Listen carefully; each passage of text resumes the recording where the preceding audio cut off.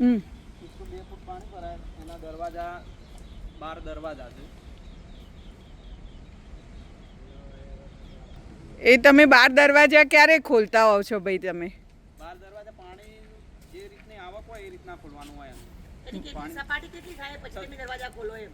Rule level છે આનું. 8મા મહિનાનું, 7મા મહિનાનું, 9મા મહિના, 10મા મહિના અલગ અલગ રૂલ લેવલ છે એનું. રૂલ લેવલ પ્રમાણે ખોલવાનું આવે.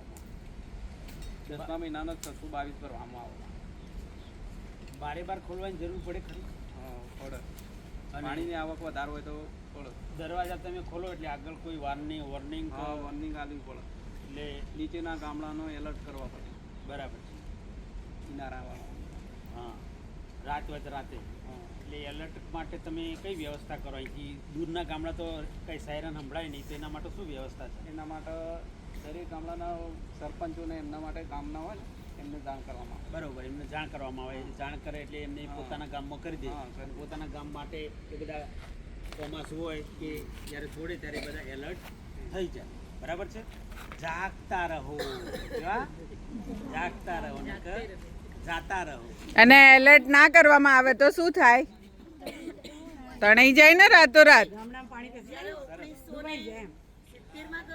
મચ્છુ નદી ઉપર બંધ તૂટ્યો હતો ને, એટલે એની જાણ આપણા ભારતમાં નથી થઈ.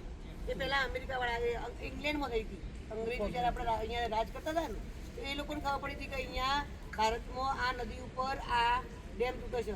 એ લોકોએ જાણે કરી અને ગાડી ફરીએ ખરા આખા મોરબી શહેરમાં, બરાબર.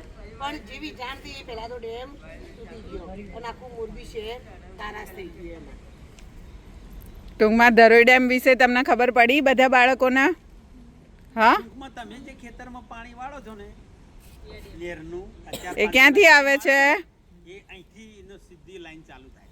અહીંથી નેક કરી હોય ને એવું નેર છે. આ ધરોઈ ડેમમાં કામ કરતા અહીંયાના અધિકારી કર્મચારી છે જેમને તમને થોડી માહિતી આપી. આપણે એમનો શું કરીશું બધા? આભાર માનીશું. Thank you.